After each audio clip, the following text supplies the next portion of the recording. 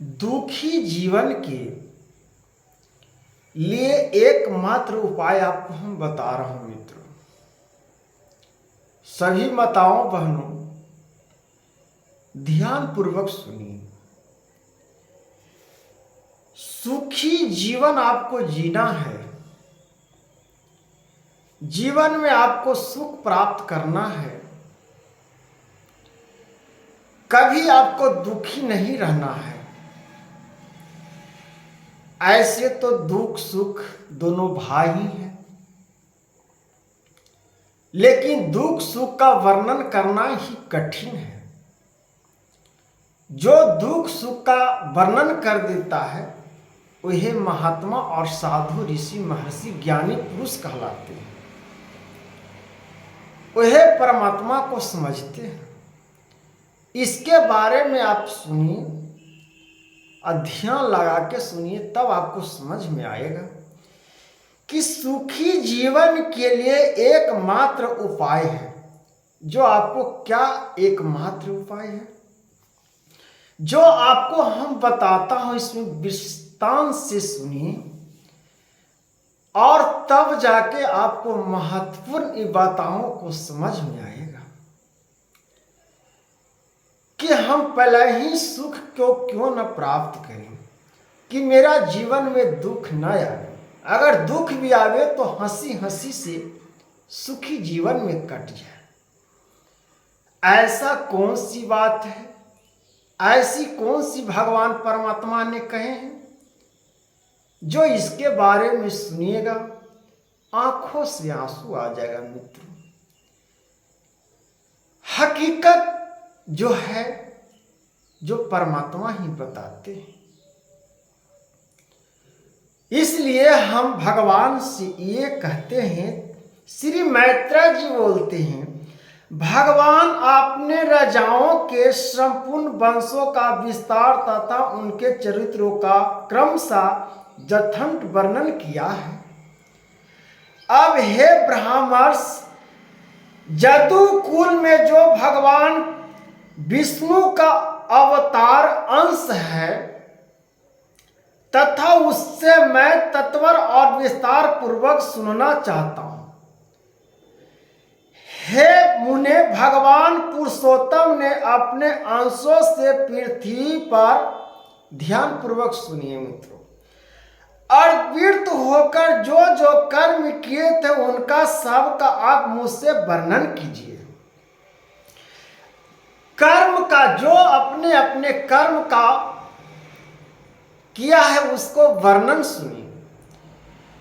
जो भगवान स्वयं कहते हैं विष्णु हरि जी कि जो परमात्मा को समझ लेता है, परम अक्षर को पहचान लेता है, वो परमात्मा के स्वयं अंश होकर उसको जीवन में मैं व्यतीत होकर उनके हृदय में मैं वास करता हूं। वास मैं करके उसका जीवन में हम सुखी जीवन व्यतीत करते हैं। सुखी जीवन के लिए उसको कामना मैं करता हूं, उनका वर्णन मैं करता हूं कि जीवन में वो सुखी रहे। अगर उसको दुख भी आता है, कोई कुछ गलती, आप मनुष्य तन है, हल्का फुल्का आपसे पाप हो ही जाता है, वो पाप भगवान भस्म कर देते हैं। महादेव जी भस्मकार हैं, ब्रह्मा जी सब को रचयिता हैं, विष्णु हरि सबको पालनहार है। इसलिए आपको सभी एक तत्व होकर, तीनों तत्व एक ही विद्युत से सबको प्रतीत करते हैं। इसलिए भगवान हरि विष्णु जी स्वयं कह रहे हैं कि जो अब जो कर्म किए थे उनका मैं सब नाश कर देता हूं। और उसको सुखी जीवन के लिए एकमात्र उपाय, एक कामना मैं करता हूं। वो मेरे वंश रहते हुए मेरे को समझ रहा है, मेरे को गाथा गा रहा है, मेरे वेदों का उच्चारण कर रहा है, मेरे वेदों को, संस्कार को सभी समाजों को बता रहा है, सुना रहा है, सुन रहा है, उसको भला जीवन में मैं दुखी कैसे कर सकता हूं? जो मेरे नाम स्मरण कर रहा है, अगर उसको मैं दुखी करता हूं तो मेरा नाम लेने से क्या फायदा? परमात्मा स्वयं इस प्रकार से कर रहे हैं। इसलिए सबसे पहले परमात्मा को, जब आप सुखी जीवन हैं तो उनका नाम लेते जाइए, आपका दुख नहीं छूएगा। जयमराज लौट के चले जाएगा, दुख लौट के चले जाएगा, आपको छुएगा भी नहीं। आपका यह एकमात्र उपाय है, जो आप परमात्मा को कर्म से अपना परमात्मा को चुन लीजिए।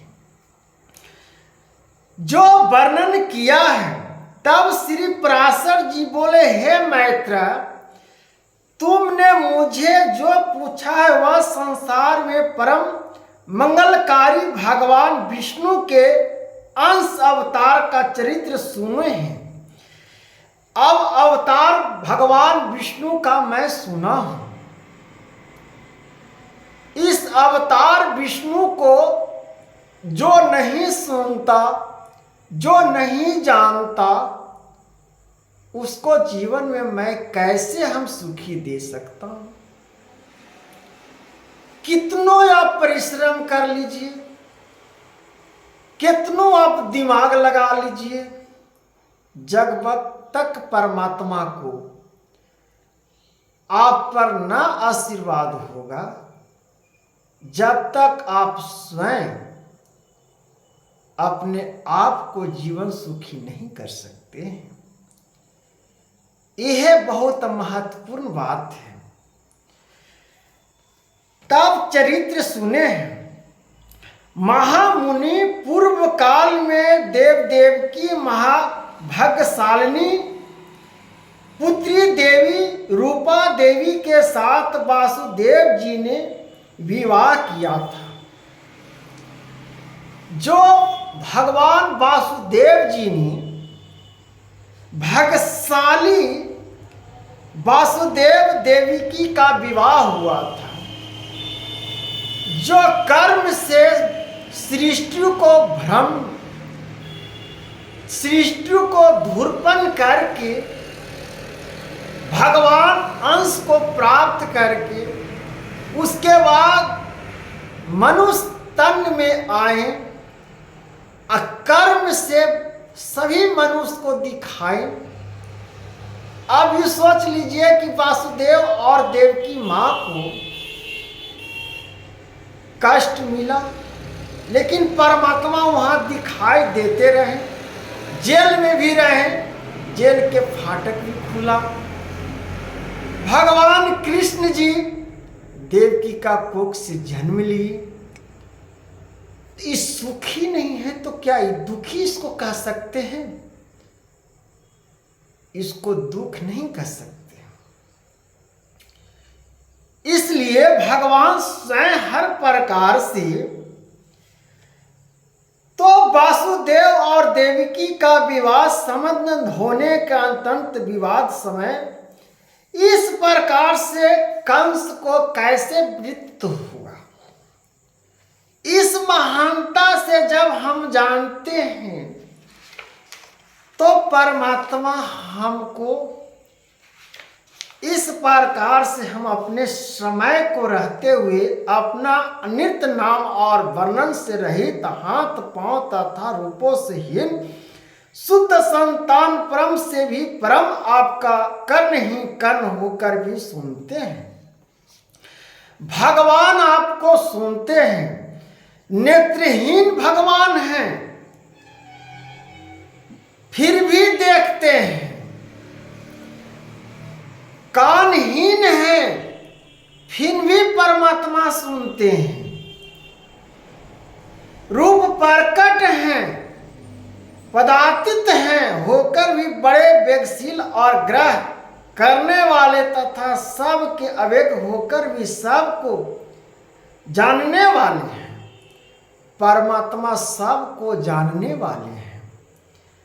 परमात्मा जिन धीर पुरुष की बुद्धि आपके श्रेष्ठता रूप से पृथक और कुछ भी नहीं दिखती। परमात्मा नहीं देखते, लेकिन परमात्मा सबको देखते हैं। आपके अगुण से भी अगुण और दर्शक रूप को देखने वाले उस पुरुष के अंत आत्मित हैं। वो आत्मा आंतित है, अंतर्यामी है। वो जो जो आप कर्म कर रहे हैं सब परमात्मा देख रहे हैं।